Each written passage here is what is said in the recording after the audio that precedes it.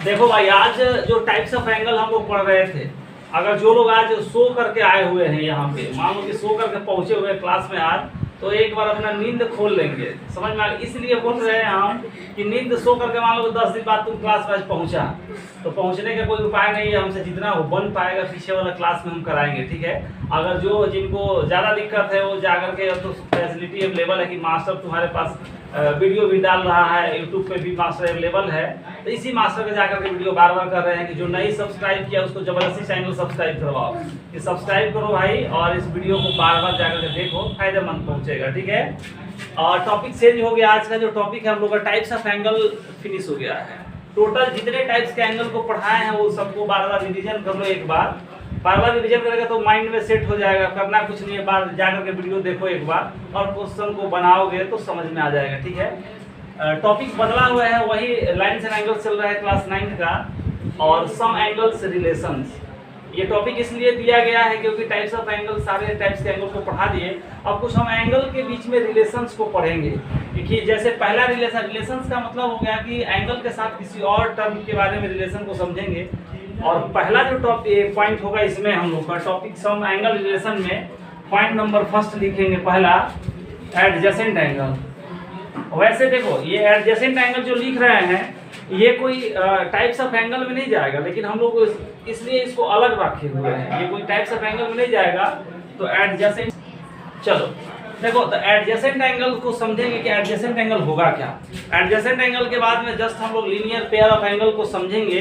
तो linear pair of angle को समझने से पहले एडजेसेंट एंगल को समझना जरूरी है। समझ रहे हो? एडजेसेंट एंगल समझ जाएंगे तो लीनियर पेयर ऑफ एंगल को समझना कोई बड़ी बात नहीं। आप देखो, एडजेसेंट एंगल लिखने, डेफिनेशन लिखने से पहले हम लोग कुछ पॉइंट को समझेंगे। कहीं भी एडजेसेंट एंगल, जैसे मान लो कल हम एंगल बाइसेक्टर पढ़ाए थे। सपोज मानो कि एक रे है और इसको हम मान रहे हैं ये ओ पॉइंट है, ए है, ये ओ है। यहाँ पे एक एंगल बना हुआ है, ये ए ओ बी।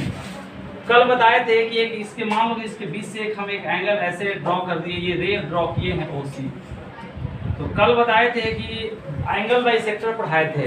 एंगल बाइसेक्टर सबको समझ में आया था ना? जो कल आया था सबको समझ में आया होगा कि एंगल बाइसेक्टर में ये बताए थे कि जहाँ भी एंगल बाइसेक्टर को ड्रॉ किया जाए जिस एंगल में, उस एंगल को, गिवन एंगल को 2 इक्वल पार्ट में क्या करता है? डिवाइड करता है। अब यहाँ पे देखो, हमें समझना है एडजेसेंट एंगल। तो एडजेसेंट एंगल में ये एंगल बाइसेक्टर की तरह बिहेव नहीं करेगा। एंगल बाइसेक्टर क्या कर रहा था कि गिवन एंगल को 2 इक्वल पार्ट में डिवाइड कर रहा था। अब इक्वल, यहाँ पे एंगल, एडजेसेंट एंगल जो पढ़ रहे हैं, एडजेसेंट एंगल का सिर्फ मेन काम क्या है कि हमें एडजेसेंट एंगल देखना है कि एडजेसेंट एंगल का फॉर्मेशन कहाँ कहाँ हो सकता है और किस कंडीशन में पॉसिबल है कि एडजेसेंट एंगल का फॉर्मेशन होगा। तो देखो, एडजेसेंट एंगल जहाँ, इसके लिए कुछ क्राइटेरिया है। क्राइटेरिया का मतलब है, अरे क्या बात कर रही है तुम सब, देखो यहाँ पे देखो सब। देखो, एडजेसेंट एंगल समझेंगे कैसे? तो एडजेसेंट एंगल को समझने से पहले हमें कुछ एडजेसेंट एंगल का जहाँ पे फॉर्मेशन होगा तो इसके लिए कुछ क्राइटेरिया है। और क्राइटेरिया को अच्छे से अगर याद करेंगे, 2-3 पॉइंट सिर्फ याद रखना है कि अगर क्वेश्चन में दे दिया जाता है आइडेंटिफाई करने के लिए कि पिक्चर दे दिया जाएगा मान लो, और उसमें कहेगा कि बताओ कि यहाँ पे एडजेसेंट एंगल का फॉर्मेशन हो रहा है या नहीं हो रहा है, तो एडजेसेंट एंगल को बनाने, देखने से पहले हमें समझना होगा कि उसका क्राइटेरिया क्या है। देखो, तो सिंपल समझो, अगर मोटे तौर पर यहाँ पे तुम्हें बताएं हम, तो क्या लिखा जाएगा कि इसके लिए जहाँ भी एडजेसेंट एंगल बनेगा उसके लिए क्या होगा कि सेम वर्टेक्स होगा। जहाँ पे एक से ज्यादा एंगल बनेंगे, सेम वर्टेक्स, हम इसको लिखवा रहे हैं, पहले इसको रफ में समझो। सेम वर्टेक्स होगा। दूसरा, कॉमन आर्म होगा, कॉमन आर्म होगा, समझ रहे हो। और तीसरा जो होगा नॉन कॉमन आर्म जो होगा, यानी कि third point, non common arms जो होंगे ये अपोजिट डायरेक्शन में होंगे। अब तुम कहेगा भाई कि अपोजिट डायरेक्शन का मतलब हम लिखवा दे रहे हैं, पहले इसको समझो। देखो लड़का, सारे लोग समझेंगे, यहाँ पे व्हाइट बोर्ड पर ध्यान दो कि सेम वर्टेक्स। सेम वर्टेक्स का मतलब देखो कि यहाँ पे 2 एंगल का फॉर्मेशन हो रहा है। इस फिगर में देखो, जो फिगर यहाँ पे ड्रॉ किए हुए हैं, एक एंगल AOC बन रहा है। कौन सा बन रहा है एंगल? Angle AOC। और दूसरा एक एंगल बन रहा है, देखो BOC। ये एक एंगल बन रहा है और एक यहाँ पे एक एंगल बन रहा है। तो एक अदर एंगल का फॉर्मेशन हो रहा है, वो एंगल है BOC। सी। बात समझ में आ गई? तो दो एंगल बन रहा है, एक एंगल AOC और सेकंड एंगल का फॉर्मेशन है BOC। तो हम लिखवाएं कि एडजेसेंट एंगल अगर कहीं भी बनेगा तो ये क्राइटेरिया उसके लिए फुलफिल होना चाहिए। देखो सेम वर्टेक्स, सेम वर्टेक्स का मतलब क्या हो गया कि जहां पे एक दोनों एंगल के लिए एक same common arm, common point होना चाहिए, सॉरी आर्म नहीं, कॉमन वर्टेक्स होना चाहिए। वर्टेक्स का मतलब कि पॉइंट। देखो एंगल AOC में O क्या है? कॉमन पॉइंट है ना जी, अरे बोलो यस या नो। और एंगल BOC में O क्या है? कॉमन पॉइंट है कि नहीं है? यानी कि देखो एंगल AOC जो यहाँ पे बन रहा है, ये एंगल AOC, वो दोनों में देखो यहाँ पे एंगल AOC में भी O आ रहा है बीच में। यहाँ पे जब हम ऐसे लिख रहे हैं कि एंगल AOC, वो आया कि नहीं आया?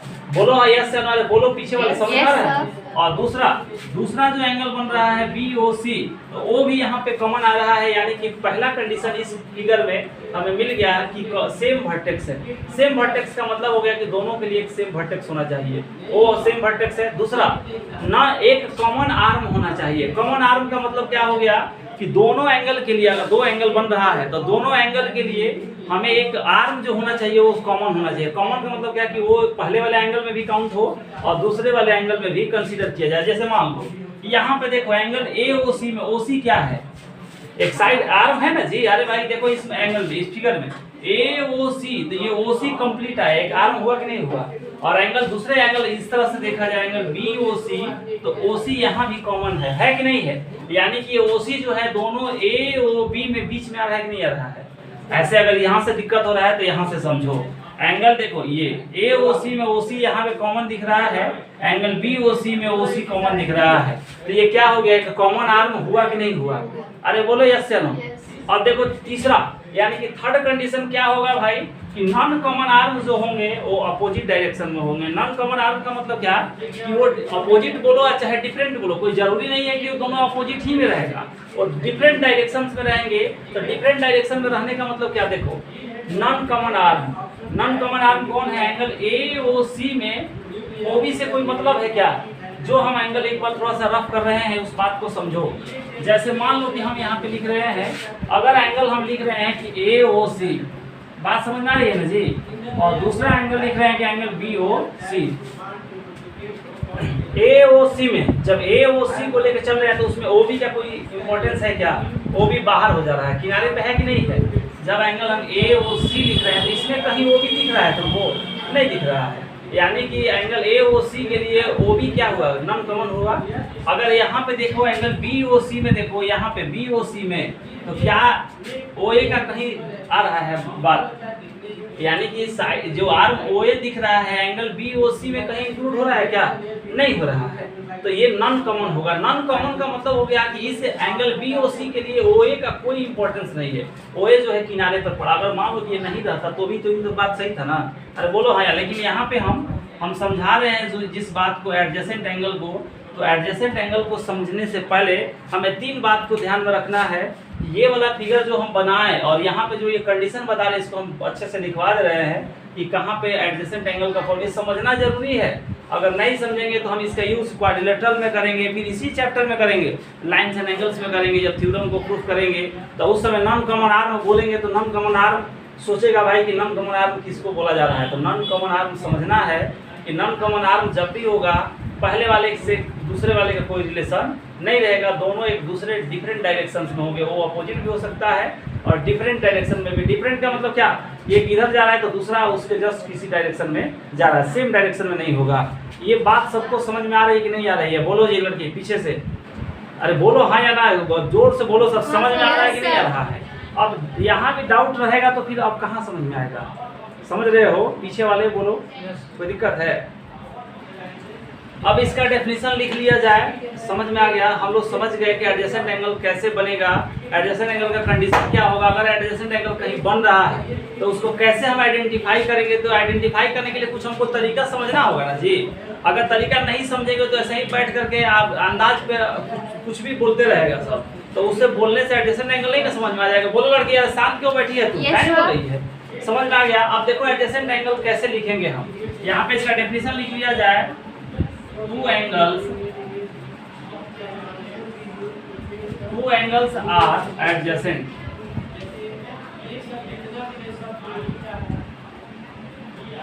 एडजेसेंट इफ, समझ में आ गया। पहला पॉइंट लिखेंगे एंगल्स इफ दे, पहला condition if they have same vertex, same vertex, समझ में आ गया। वर्टेक्स का मतलब समझा दिए कि वर्टेक्स मीन्स क्या होता है, कॉमन पॉइंट, समझ रहे हो, जहां से दोनों एंगल, दोनों रे जो हो क्या हो, ओरिजिनेट हो। एक तरह से ओरिजिनेशन पॉइंट बोलेंगे जहां से दोनों रे क्या हो, ओरिजिनेट हो, तो उसको हम लोग बोलेंगे कि दे हैव सेम वर्टेक्स, समझ में आ गया। उसके बाद क्या बोलेंगे जी, दूसरा पॉइंट, दूसरा लिखेंगे they have common arms, they have a common arms, A common arm, समझ में आ गया। थर्ड पॉइंट क्या होगा इसमें, दो चीज, ये सारा कंडीशन समझा दिए हैं, ये जो कंडीशन समझाए हुए हैं, दो कंडीशन फिर एक बार रिपीट कर दे रहे हैं कि दे हैव सेम वर्टेक्स, मतलब वर्टेक्स जो होगा सेम होगा। दूसरा बताए हैं कि दे हैव एक कॉमन आर्म, एक कॉमन आर्म का मतलब कि एक जो होगा कॉमन आर्म होगा, बात समझ में आ रही है। और थर्ड वाला देखो, एडजेसेंट एंगल का दो कंडीशन लिख लिए कि दे हैव सेम वर्टेक्स, और दूसरा लिखेंगे कि दे हैव एक कॉमन आर्म, एक कॉमन आर्म मुझे थर्ड कंडीशन लिख लिया जाए कि थर्ड कंडीशन क्या होगा, अगर एडजेसेंट एंगल का फॉर्मेशन हो रहा है तो तीसरा कंडीशन लिखेंगे, समझ रहे हो। Third condition, their non common arm,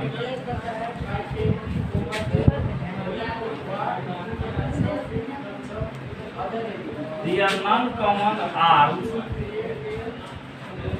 on either side, on either side.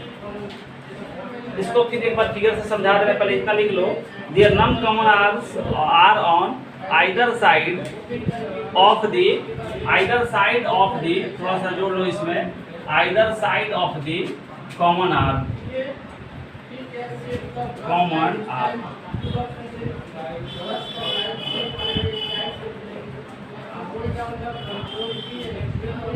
यहाँ पे थोड़ा सा लिख लो, आर लिख लो, ए आर ई आर, थोड़ा सा सुधार करेक्ट कर लो, ठीक है।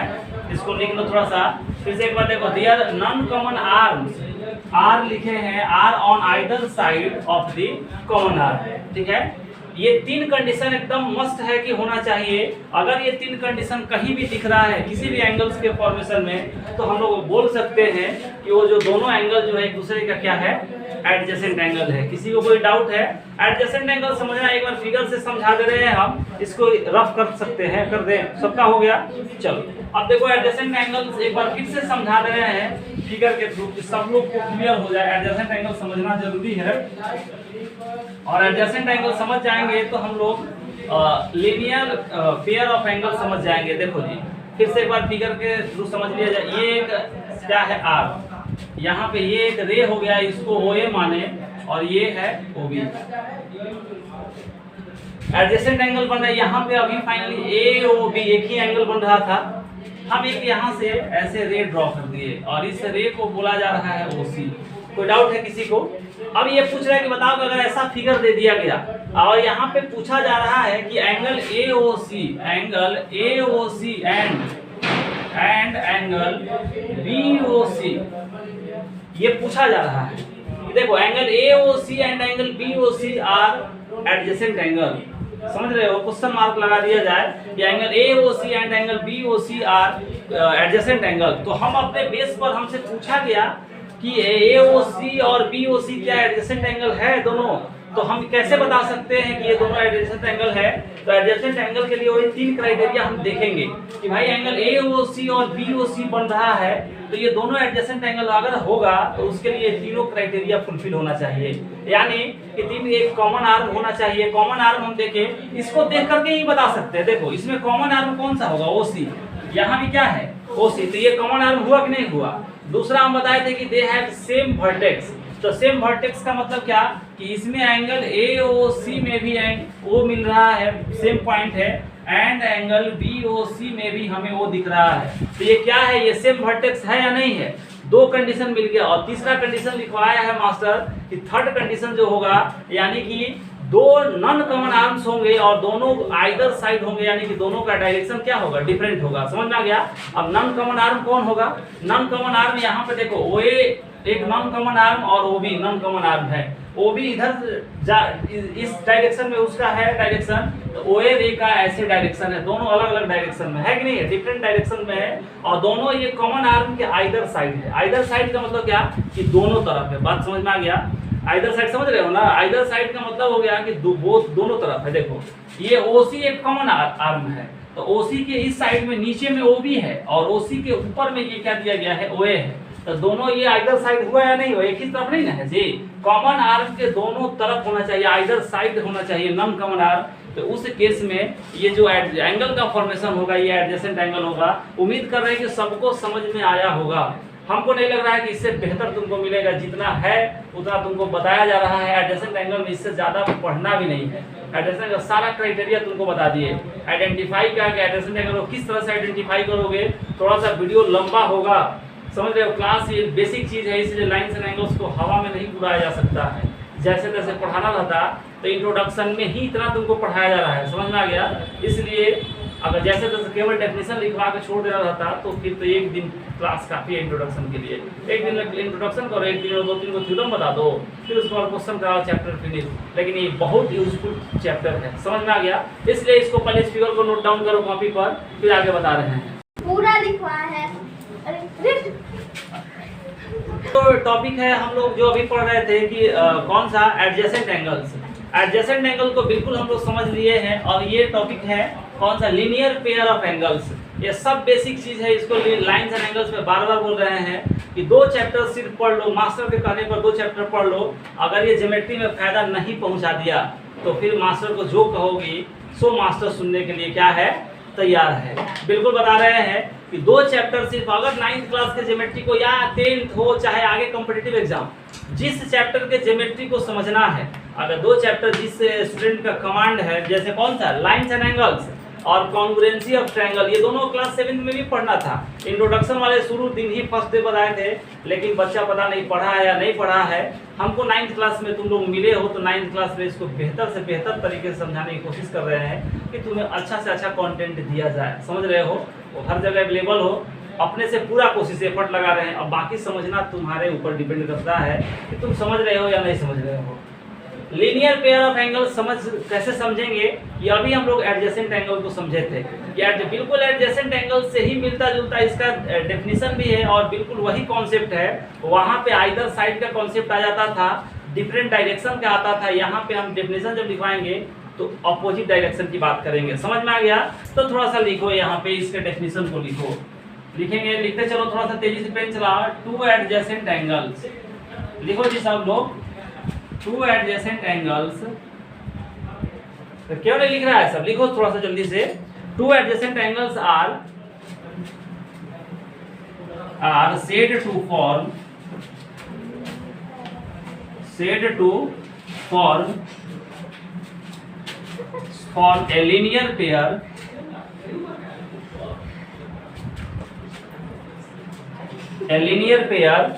क्या बोल रही है सब्जी, a linear pair of angles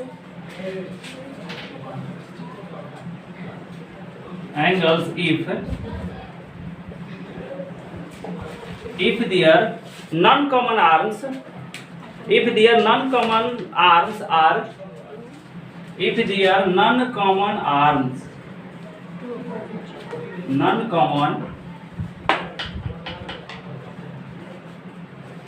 non-common arms